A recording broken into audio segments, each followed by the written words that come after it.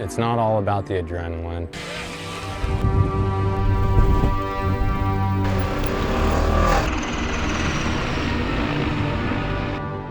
That's the smallest part of it. It's the hard work, it's finding out something about yourself. You come out and you work in the woods all summer long, it's bound to do something good for you.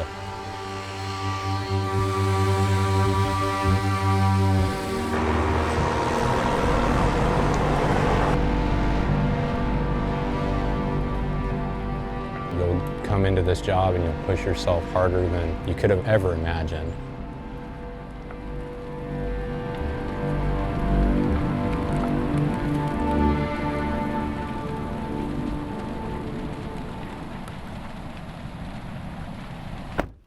All right, so go over real quick everything that's going on. The map is not big enough, obviously. So plan for the day, go in, finish up our chunk of line. It's pretty much done. You guys just have some snagging to do. There's some line improvement through the real grassy stuff.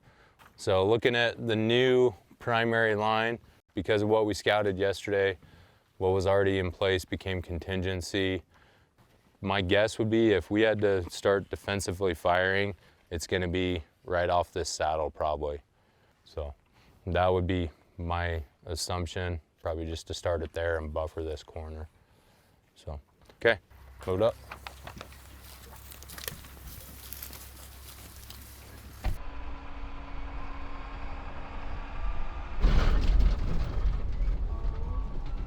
It's hard to describe what it's like out on the line. I've got friends and family that see everything in the news and, you know, they assume that's what I do. We try and paint the picture for people, but it doesn't really come together until you see the work that's being done on the ground.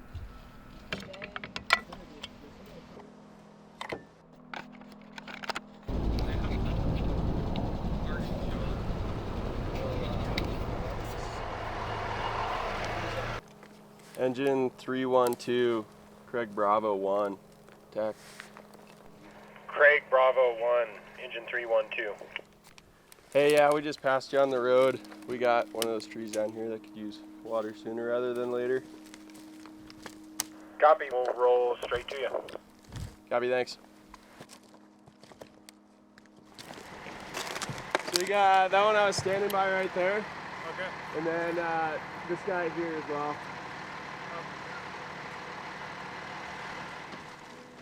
Logan says all the time that we are land managers that are really good at fighting fire.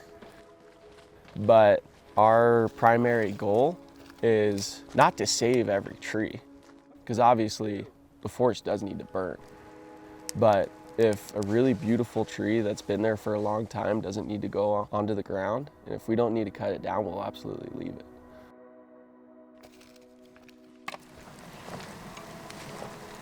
What are you thinking? It's got a very slight downhill lean and a great canopy lean this way, so downhill, and that'd be primary, secondary.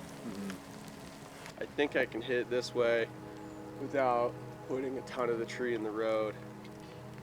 Nice cut! Tree coming down! Away from the line! I first thought about fire in high school. I needed to make some money, I needed a summer job, so I just went out on the engines. And I saw what Hotshots did, and I thought it was really, really cool. From then on out, I just called crews, trying to figure out who I could get with. And finally I landed on Craig, and you know, when I called my second year, I was like, all right, I'm putting my app in, here's this, and he was like, yeah, man, you got no chance type of thing. But we can help you get here. And that was one of the biggest things to hear over the phone, was like, we can build you to be able to be a candidate for this crew.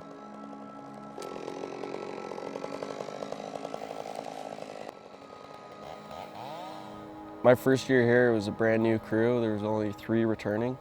And then my second year, everybody came back. And then the third year, all of those people moved on to really, really great opportunities of jumping, rappelling, or shot crews near their hometowns, and really got the opportunities that they wanted out of their career.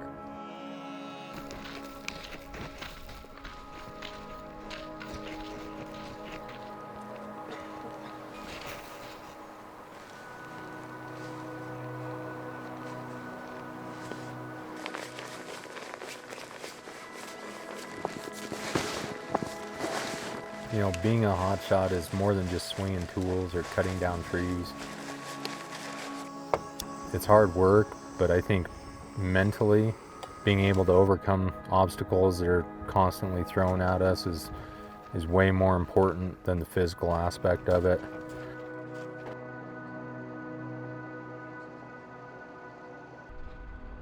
You know, we're trying to build career firefighters. We're trying to build land managers, and a lot of crews are broadening their perspectives into prescribed fire, into getting people detail opportunities to make them more well-rounded firefighters. Your final three is whatever that final cut is. You can do whatever you're going to do on that, but just protect all those other back cuts with a pocket or a nose or whatever. Other than that, the only option I see is the fucking. Yep. Traditionally, being a hotshot was all about how hard can you work, how much misery can you put up with, and that's still relevant for sure, but we're trying to make it more than that.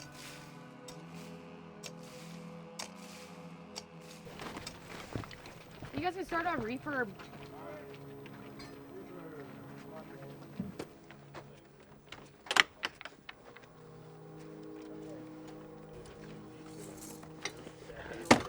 Yeah, they're gonna like, what the hell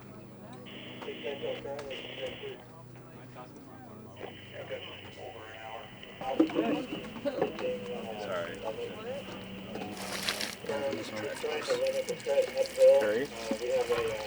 Sorry. Easy.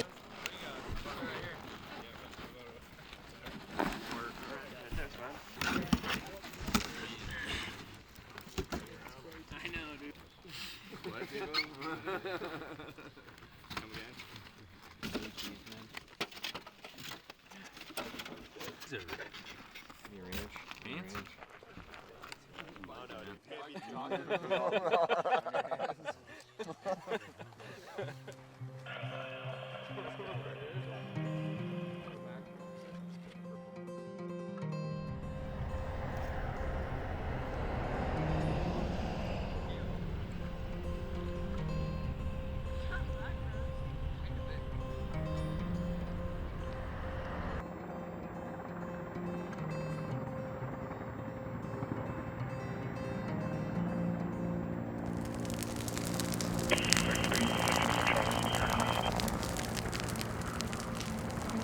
Six Echo Charlie, Craig 3. Okay, I'm back. What can I do? Okay. You know, priority is trying to hold this ridge right now. So, any area that's bumping the ridge line and that you can be effective in it. I think right now we got 3 fingers that are coming up.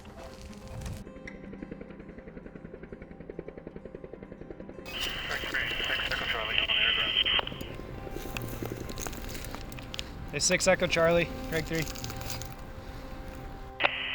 that working? Any feedback on that? You know, I can't see over this next little sub-ridge, kind of where you're dropping. I'll see if I can, still working my way around to the other side, see if I can get better eyes on it for you.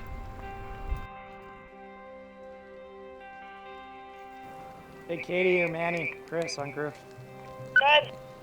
Hey, we got a finger that's starting to come up a drainage pretty hard. So you guys in a good spot there, got a lookout still up top.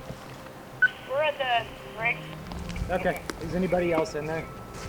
Negative. Okay. Right now, the rest of the crew is out prepping some of the indirect line that have been put in by the heavy equipment a few days ago. So they're just coming and fine tuning.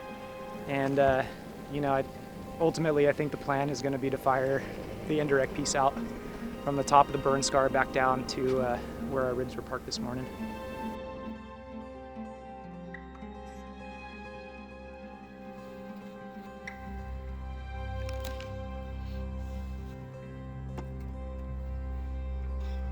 Yesterday was a pretty big fire day over on the other side of the fire on the northeast divisions, and I think today will be even more so.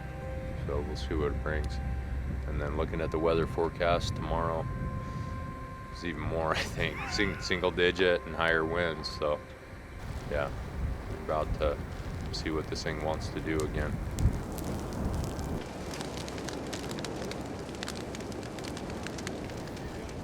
All right, so night shift again. Obviously, there's fire coming down the hill.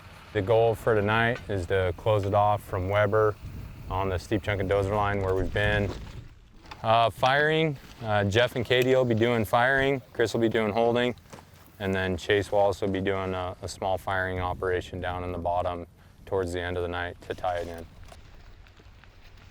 So the plan for us is to just kind of finish off this last little piece, like from where like the end of the holders were down there. So we're gonna go up kind of just on the other side of this little dozer push. We're gonna go up the ridge a little ways, and then we're gonna start bringing fire down the ridge. Probably have like the 3 torches, and then if I need to shoot rounds, I'll start shooting rounds a little bit deeper. And then we'll just bring fire around this road just the exact same way we walked up, and then back down and around to the black. Yep. Cool.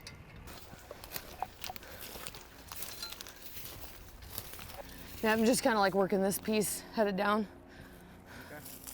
Okay. Logan, Katie. Yeah, hey, we're about to get started. Burning and, quickly as you can do it, moderately would be preferred. Okay, copy. Yeah, I think we'll probably we'll go pretty light on the fuel. It's pretty dry in this ridge. Copy. All right, Eli.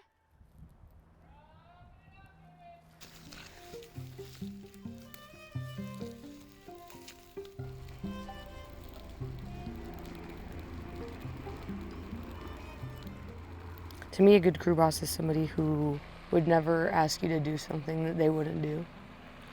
Who's always looking out for their people and like always putting the crew first. You think about somebody like Logan. The first project we did, those guys chapped up and they were cutting or they were digging. They were always there with the crew, like doing the exact same jobs that they were asking us to do. And yeah, they'll go out, they'll look at the big picture, make the plans, but then they'll come back to the crew and they'll help do the work. It's a really good quality in a leader. Yeah, Katie, go ahead.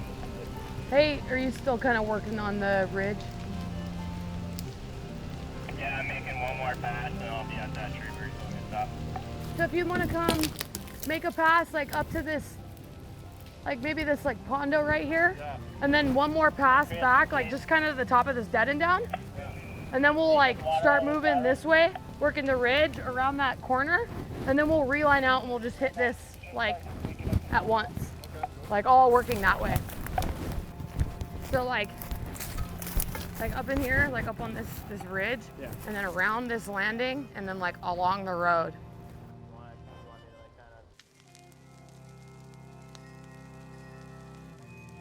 I wanted to get on a hotshot crew on the first fire I ever went to.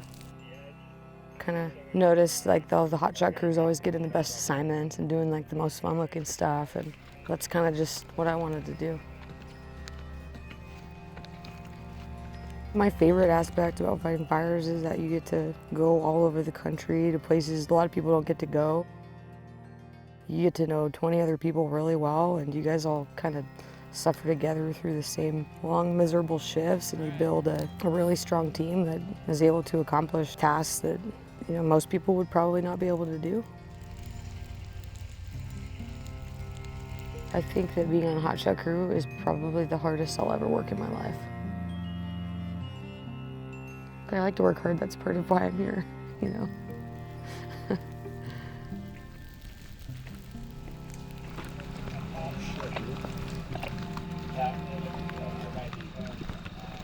How's it going? Is it going? Where are they? They're right down there. I mean, are they far, or how far have they made it?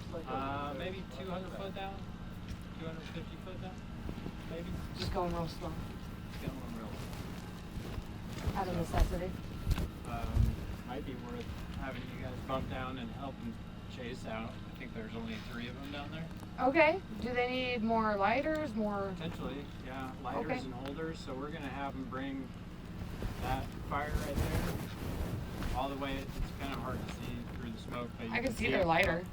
Yeah, see the open timber coming down the dozer line? We're gonna bring it all the way down through that and then hold it once it hits that heavier timber. Yeah, I'll hit up Chase. I guess we could, or us could go down there. Chase, Katie. Hey, Katie. Hey, just tied in with Clay up here. He's saying the four of us could possibly bump down and tie in with you guys, help you out on that piece. Does that work for you? I mean, hey, firm, Katie, if you guys aren't needed up there, yeah, we'll take you. You know, all we have is the engine holders. Copy. Yeah, we'll head down. Okay, copy.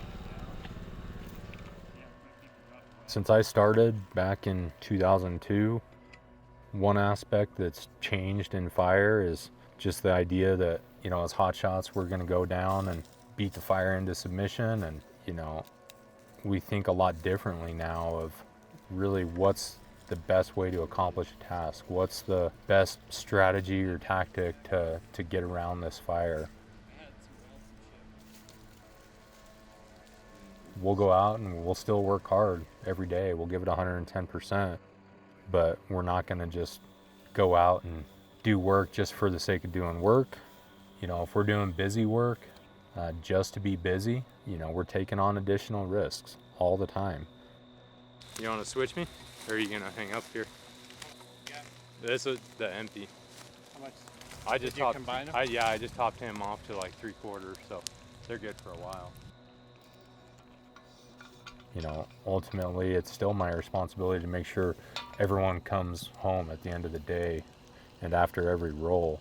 And so, really, if I can focus on how to do things efficiently and safely, you know, that's going to achieve that objective and really provide a little better physical and mental health for people. Fire! You got your ear pro in, man?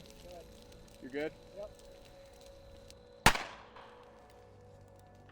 You know, there are times when we're just sitting by the road, waiting to see what the fire is going to do, waiting to engage. You know, sometimes we're in the public view and people don't necessarily like that. You know, they see us sitting there and while the fire's blowing up and they just look at it like, hey, why aren't you guys in there doing something? And it's like, well, we can't. You know, there's nothing we can do right now that we can accomplish safely. And so we need to take a step back, make sure everyone's in a safe spot, and come up with a better plan. Down there somewhere, didn't you? Yeah. It was like down by Christmas. You wanna bump in there? Yeah. About where he started, come down a little bit, and take some dots back.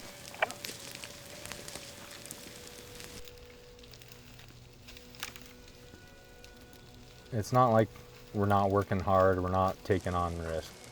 There's always going to be risk. It's just a matter of how much risk is acceptable and where that line is. We spend 100 days plus out on the line some seasons, and you know, the more we're out there, the more the risk is going to add up. And so eventually, if you're taking risks that you shouldn't, you know, one of those might catch up with you. I mean, one bad decision has that potential to have the absolute worst consequence. We'll just do, I guess we could just do 4 of you. How's yours for? Do you think you got enough fuel? Just over half. Okay. Maybe we'll do you, Brittany, and then these two, and you guys just do one more pass to that fire. And then we can bump out to the line, and we'll, did you guys hear what Chase was saying? We'll just like all work together to bring it back. Okay. Does that work? Yeah. Does that make sense, Conrad? Evan? Yeah. Okay, where's Brittany? We'll talk to her.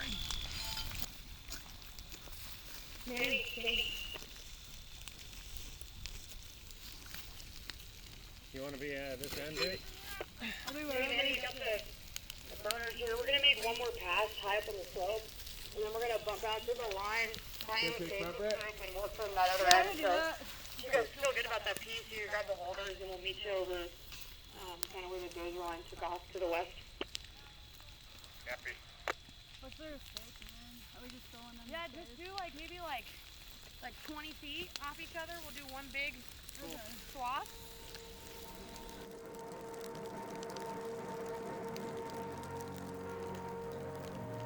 It's not the easiest job. It really takes a lot of commitment physically to put the work in to where you can be effective at the job. Mentally, it takes so much to focus on the safety of yourself and the crew. It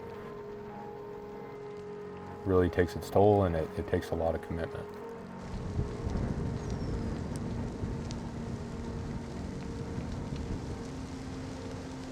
It can be extremely frustrating when you're beating your head against the wall every day and you're trying something new and you're losing a burn every day, or you're putting in line and it's not holding. You just want one plan to actually stick. You want one thing to work, or you want a little reprieve in the weather or the fire behavior where, you know, you come up with a good plan and it actually works and you can actually make progress.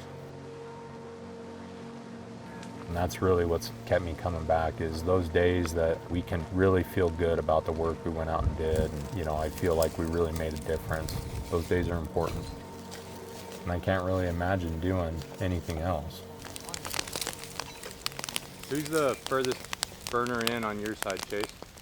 That's me. Okay, yeah. You got me over here? Hey, Firm. You do. So this is about as far as I'm gonna go, and there's a little, like you're saying, a sub draw on this side, so I'm just gonna put some stuff on the top of it. Okay, yeah, I'm shooting straight across to you, and then Manny will cut the rest in half. We'll pick him up and get out. Okay, copy. I'll just walk this pass out, and then you guys are good. Copy. And take that side, and we'll just zigzag back and forth and take it out. Copy.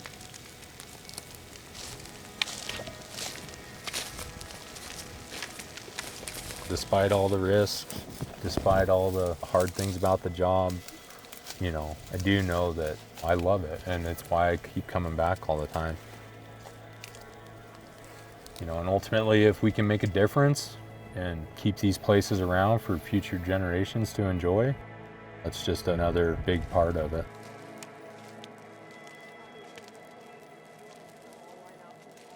You know, I think it's not for everyone.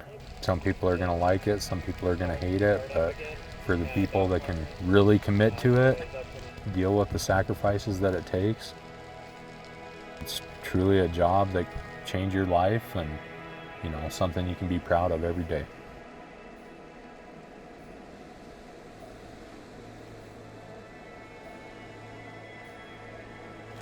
Night Division, Craig, TAC 5. Craig, thanks, go ahead. Yeah, we're complete with ignitions. Copy, all tied in. Everything looks really good from out here. Good to hear. Thanks.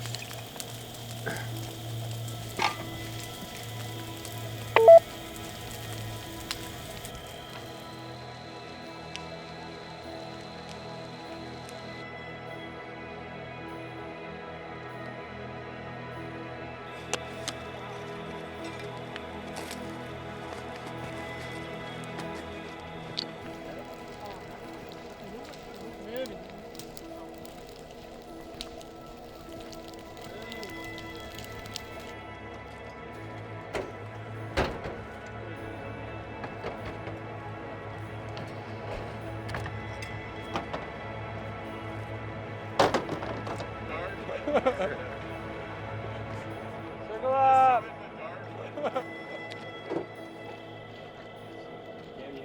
We got everybody? Okay.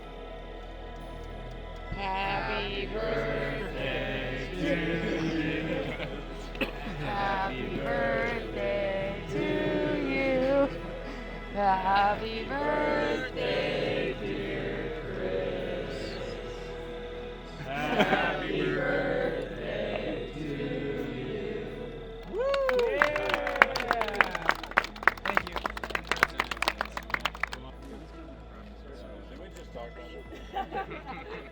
No, he wasn't there for the talk, so maybe. All right, who wants a muffin? Chris doesn't want it. You want it? Birthday muffin. Please. Didn't even touch it.